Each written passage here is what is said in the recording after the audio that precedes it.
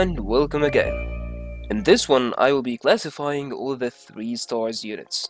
And actually I started with this because this is the best way to farm copper without making your team weak. I know most of you are actually struggling now to keep a good supply of bronze to buy the prizes in the donations. So that's one main reason I started with this tier list. Not 5 stars, for example, I just started with the 3 stars. Because when it comes to efficiency over value, they are the best. Now let's start with the S tier units. The units that you must have, and they are so efficient in the battlefield. So my tier list is gonna be a little bit different. I'm gonna go straight to the point, and my words are dedicated for the mediocre players, not the new players who newly joined the game like yesterday or something. So if you're struggling in building your unit, this might be like a little bit too much for you to understand. So I suggest you go and watch my preview on the desired unit. So without any further ado, let's begin. The most important piece of information that you need to keep in mind while building the Namkhan, especially with the epic doctrines on the doors. The breakthrough doctrines and the assassination doctrines do not affect the bleeding damage of the Namkhans. In other words, they only affect the raw impact damage of the single arrow. Keep that in mind, because Namkhan strong point is not in their arrow damage, it's in their bleeding damage. That's why you need to focus on building their doctrines accordingly. Before jumping to their weak spots and strong points, I have to mention one little thing. This tier list is meant for the units without their doctrines. So Namkhans are S tier without their doctrines, which means some of them are subjected to change. For example, the Demon Archibusers can go up in tier, like for example become A tier if you're gonna max their buffs and you have like some good epic doctrines on them. So keep that in mind. This is one of the most important stuff I'm gonna mention in this video. This is a website that includes all the doctrines, explaining how they exactly work.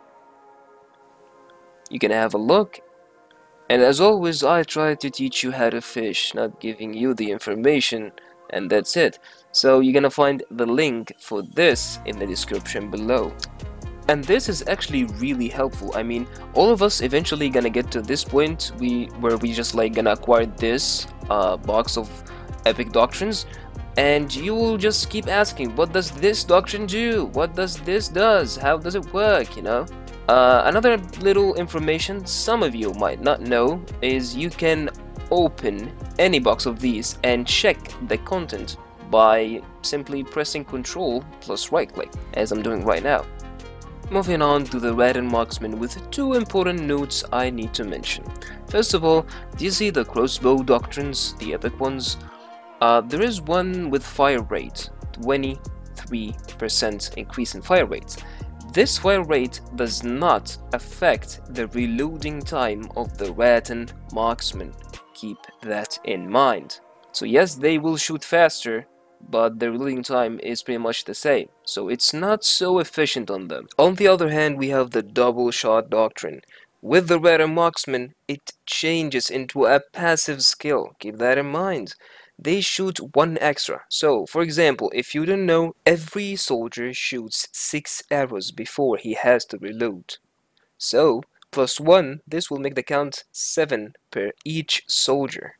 Now you should be wondering, will this affect by any mean the chance or the percentage at which each soldier fire an incendiary arrow? And the answer is probably yes. I'm not quite sure, but I think it will. If any of you have ever tested it, please tell me in the comments below. So if you're gonna ask me, this is actually the best doctrine for them. And this is it. I have nothing else to tell you about the Prefecture Guards. If you want to know more and how to use the drill mode and the cover commander, etc., you can check the original video or preview I have made. Now let's move on to the full list, shall we? Starting from A tier, I'm just gonna mention some really important notes in building a veterancy tree, maybe, doctrines, and why I have put them in this specific position on my tier list. So starting with Janissaries. Janissaries have one of the best accuracies ever, but they take time to set up, so I do not really recommend them in attack, but you're free to do so. The new Hallbrediers are actually best used in defense, at least this is my opinion, because charging with them will just like, they will get massacred, okay? So personally I prefer them in defenses and bracing stance most of the time. Salemchids actually deal a very nice damage, and you can build them with 2 different ways, and you will find videos for that as well. I'm gonna link all the videos for these characters in the description, but note that I did not make for all of them. For example, I did not make for the Spearmen nor the Namkhans, so that's why I'll be focusing a little bit more on them in this video. Incendiary archers with the new Doctrines, they are A tier, with their ability to throw fire arrows in time of need, countering most of the archers and some of the cavalry as well, and of course low tier units. If you're new to the game, there is a little important misconception between those 2 units, the Incendiary archers and the Rattan Marksmen at fire nodes. Keep in mind that Marksmen gonna fire a percentage of their arrows gonna be in fire, not all of them, but they do not have a skill, so it happens randomly every time they attack. You do not have to do a skill. On the other hand, Incendiary archers actually do have a skill, just like the Rattan Vipers. It has a duration, but during this duration all of them fire arrows. Keep that in mind as well. So if you're gonna prefer playing Incendiary archers over the Rattan Marksmen due to the range, you have to keep in mind that you must pick the right moment to use your Incendiary archer skill, or they become literally useless for you.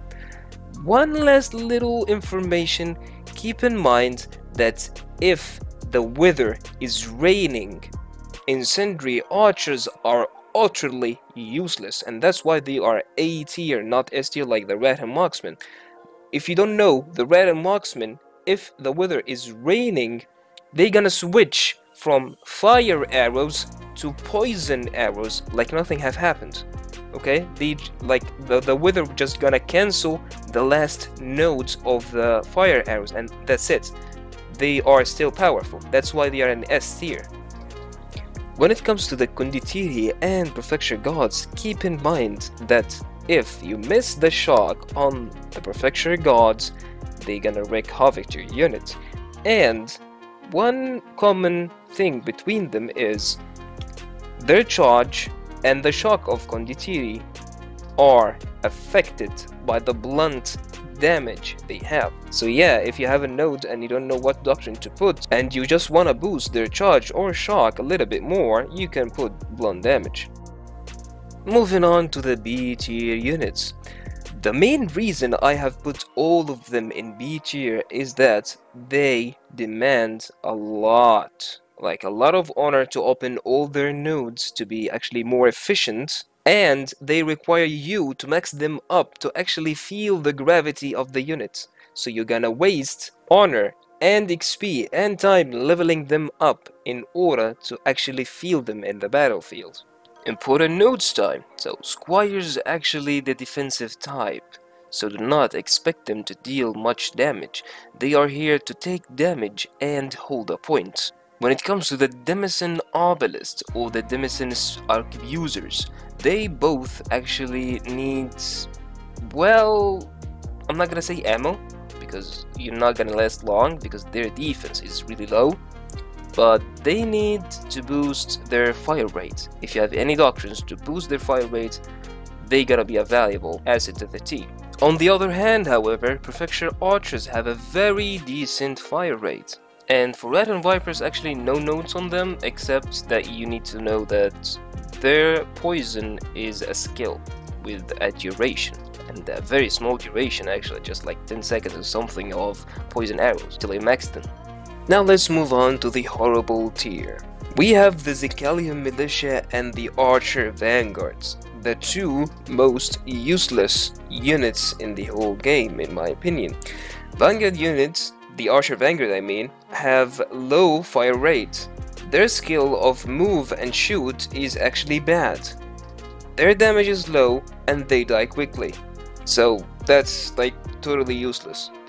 The Gallian militia actually deal nice damage to the units that does not have fire resistance or have low fire resistance, but they die super easily. A short bow can easily nip them out one by one in less than 10 seconds. And their through range is so small, so you have to get close or literally through from above the wall down the wall, no distance. Their arc and throwing is actually bad. Prefecture pikemen. They still deliver a devastating charge to either units or heroes, but after the charge is done, they are a sitting duck. They are kinda useless and they might die to even like units like Serbs, you know? So basically they cannot sustain a melee combat, but in terms of charge, they do have a nice charge. But for me, getting a unit with 100 plus leadership to just make a single charge and they just die from me, keeping in mind one little thing, which is this will be an infantry charge, and there is a huge difference between infantry charge and cavalry charge. The cavalry charge will carve its path through the enemy lines, unlike the infantry charge, which each soldier will stop at the first enemy they hit. Iron Cap Spearmen can easily be summarized in one sentence: the cheapest arrow shields. So aside from their incredible arrow shield block percentage or chance, their defense, their body defense is low and their damage is low. So if you're gonna engage them in melee, you're gonna get rigged badly. And if you think you can hold in melee with them, I hope you reconsider this idea. Last but not least, the Sons of Fenrir. They have literally 2 or 3 scenarios that they fit in. One of them being, you're gonna flank a ranged unit with a hero that cannot kill your unit, which is Son of Fenrir. Like for example, you can't engage a spear user or a mole. They will wreck your units before you even reach their archers or muskets. The second scenario, which you're gonna see in the next clip, is actually rare, where you find a wall without a hero, without cover. They can just like jump behind the wall and be super annoying, where the unit will have to break their formation and turn around to fight them, making you able to break that shield wall with ease. The third scenario will be pretty much the same, but with pikes. Just keep in mind 2 things: do not chase cavalry. They are the weakest versus cavalry, and they are bugged. So if you're gonna charge through a gate, make sure no hero is above this gate, or else your unit will literally jump on vein or nothing. Here I would just like to stop you for a minute. All I'm doing here is giving you the final verdict on the units. If you are interested in knowing more about the units, how to build them up in like Veterancy Tree, Doctrines, you can head up to the video I made for this specific unit. And as you can see here, I did win and actually achieved the MVP a couple of times using this build. So if I did it, you can do it as well. Thank you for watching, and I hope you did learn something.